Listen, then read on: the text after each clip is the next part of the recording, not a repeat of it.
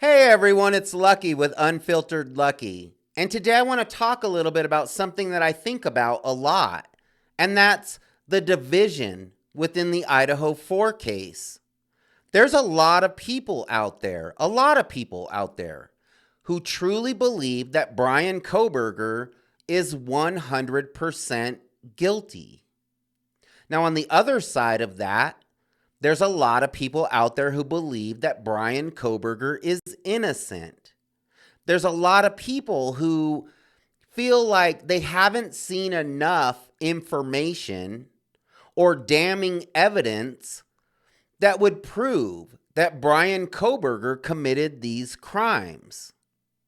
Now, I can only speak for myself, but I am leaning toward the side of Bryan Kohberger's innocence, and I'll tell you why. Now, I didn't just look at Bryan Kohberger's appearance and, think to myself, there's no way that this guy committed these types of heinous crimes, because I know better. His appearance has no bearing on whether he could or could not commit these types of crimes. Sometimes some of the most innocent looking people are the most guilty. Sometimes people who appear harmless are the most dangerous because you never see them coming. So it's not because I don't think that someone like Bryan Kohberger could be capable of being a part of these Idaho 4 crimes. That's not it. It's basically because I really have not seen any evidence that would connect Bryan Kohberger to these victims. We have no motive. So it's not Bryan Kohberger's innocent appearance or the fact that he's well educated. Those people can commit crimes just like anyone else. But I don't feel like the prosecution side has presented any evidence that would indicate that Bryan Kohberger is guilty. It's not like I just caught this story on the news, or skimmed over it in the newspaper. I've been following the Idaho 4 crime since the very beginning. And I have my own reasons for why these crimes caught my attention right away. But I've been researching this crime and basically picking this crime apart with tweezers for over a year. And I still have not come across one shred of evidence that proves that Bryan Kohberger has some connection to these victims or any motivation to commit these crimes. I don't have anything to gain if Bryan Kohberger is found innocent. And I have nothing to lose if Bryan Kohberger is found guilty. So to me, it's pretty easy for me to remain neutral. If law enforcement put out a photograph of Bryan Kohberger standing by the King Roadhouse, or a clear video of Bryan Kohberger driving around this house, then that would be a different story. I would definitely be talking about Bryan Kohberger's possible guilt. But so far, in my opinion, there just has not been any damning evidence that would even make me believe in the slightest that Bryan Kohberger committed these crimes by himself, or even that he even knew these victims. It's very possible that Bryan Kohberger has never even been in this neighborhood or ever even been within the vicinity of the King Roadhouse. I just try to look at the information that's out there and the information that I also receive. That's basically all that I'm looking at. And I try to look at it from a very neutral, a very open-minded point of view. Because, as I said, I'm not on team Bryan Kohberger. If there was more evidence or any evidence that Bryan Kohberger was guilty, then that's what we would be talking about. I really do try to remain neutral because I know that anything could happen.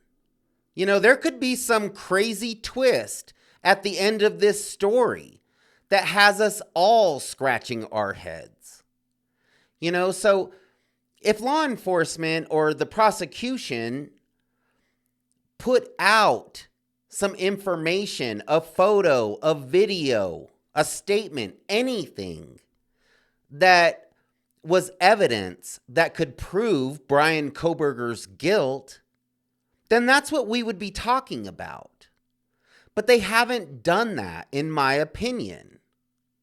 Now, we know that the IGG information is falling apart.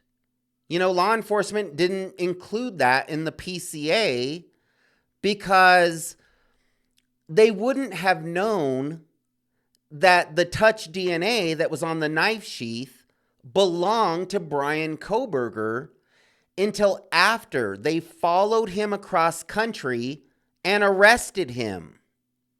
They wouldn't have known that that was Bryan Kohberger's DNA, which is strange because they chose to follow him across country and then dig through his parents' trash to try to match up this DNA. But out of all the people in this country, how did they land on Bryan Kohberger and, end up in his parents' garbage if they didn't know that the DNA on the knife sheath belonged to Bryan Kohberger? So, they were going to have a problem with the process in which they collected this IGG information. So they didn't include it in the PCA, and they made it very clear that they're not going to present this information in court. So the whole IGG information thing was all for nothing. They're not even going to use this information. So the IGG is kind of a big deal because the DNA, the touch DNA that was found on the knife sheath, next to two of the victims inside the crime scene, is the reason why a lot of people have decided 100% that Bryan Kohberger is guilty. His DNA was at the crime scene. So, of course, he must have committed these crimes. And I understand why people would think this, because if his DNA was in the crime scene, then of course it would make sense that he was there. But the manner in which investigators collected this IGG information is definitely shady. I wouldn't say that it's on the up and up. And that's the reason that they're not presenting this information in court. It's weird that law enforcement created this huge buzz around this touch DNA that they found on the button snap of this knife sheath. And that's the reason why a lot of people believe that Bryan Kohberger is 100% guilty. So they created this big deal over this touch DNA, and now they're not even going to use this information. They've scrapped it. They're not even going to use that information. So that seems strange.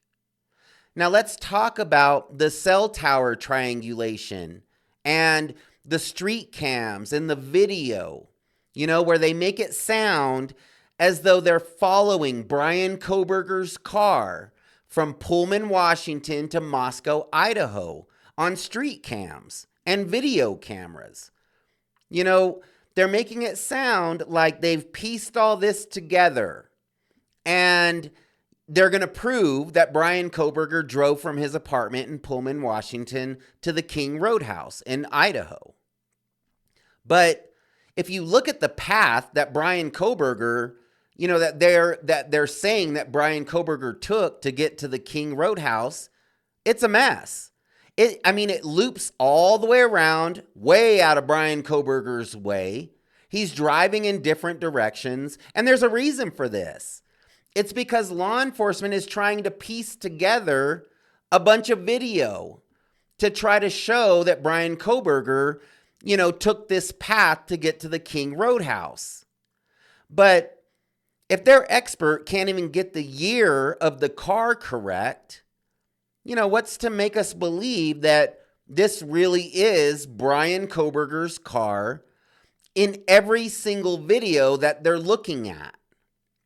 Now, they're saying that his cellular phone data is what confirms the video that they're seeing, So they're saying he took this path on video and they're watching him drive between his apartment and the King Roadhouse, and that his cellular phone data will back this up. This is a major part of the PCA and a reason why law enforcement says that they arrested Bryan Kohberger. Now, we know that the defense refutes this information. They're saying that because of Bryan Kohberger's cellular data, they can prove that he was never in Moscow, Idaho on November the 13th. Now, I wonder if they could use this cellular data to, confirm whether Bryan Kohberger had ever driven by the King Roadhouse.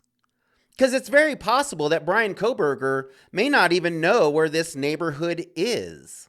Bryan Kohberger went to Washington State University. The King Roadhouse is just outside of the campus of the University of Idaho. So it's very possible that Bryan Kohberger had never been inside this neighborhood. He might not even know where the King Roadhouse is located.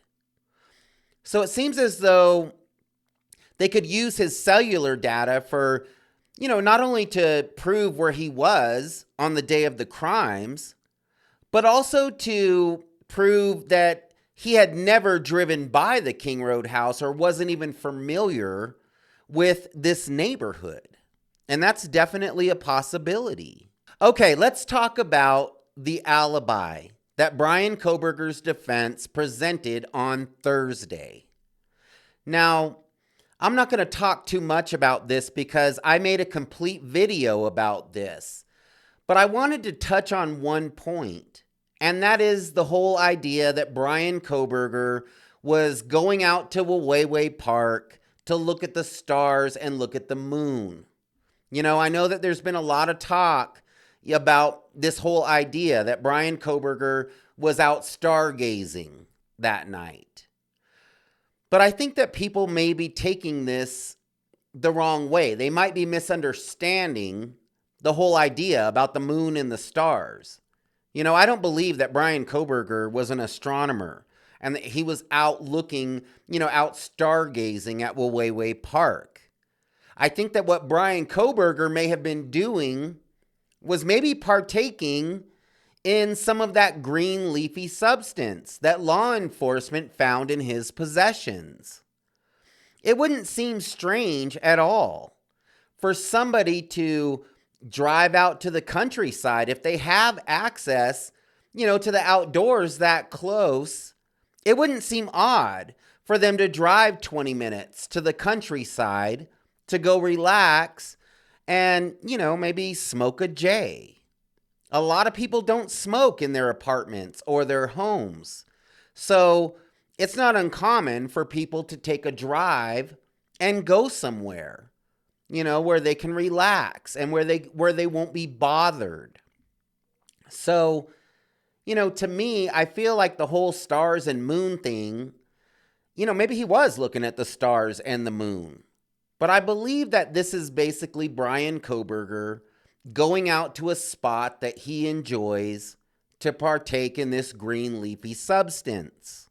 It wouldn't seem odd to me at all that a 28-year-old college student might drive out to the countryside, to get away from the campus and maybe go out and use some MJ. It doesn't seem odd to me at all that a college student may do that. So MJ is legal in Washington, and it has been for some time, but it is not legal in Idaho. And maybe that's a big reason why Brian Kohberger did not go into Idaho.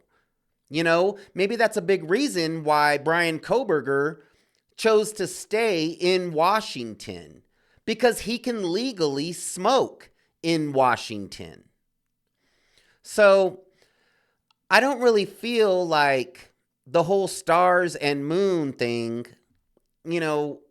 was such a big deal. I do think that the stargazing part of the alibi was more of Brian Kohberger going out to an area where he felt comfortable and where he knew that he could be alone. Brian Kohberger doesn't really seem to have much of a social life. So it seems as though, it wouldn't be strange at all for him to go somewhere alone so that, he could partake in this green leafy substance. Being that it's legal in Washington, it's perfectly legal for Brian Kohberger to smoke MJ in Washington. And maybe that's why he didn't cross over into Idaho, because it's not legal in Idaho. So it's a possibility. It is very commonly used in Washington because it is legal, and it has been legal for a long time. It's not uncommon. I wouldn't believe that it's uncommon for a student to drive out to an open area like Wawawai Park and get away from the college campus, in order to be alone. It seems to me like it's a much better option than sitting out in your car in the parking lot outside of your apartment. Now, as far as Brian Kohberger stargazing and looking at the moon, I believe it's very possible that that's exactly what he was doing. Maybe not in an astronomy type of way, if you know what I mean, but it's very possible that that's what he was at Wawawai Park doing that night. Thanks for hanging out with me today. And if you liked my video, please hit the like button and subscribe to my channel. I really do appreciate it. We'll see you next time.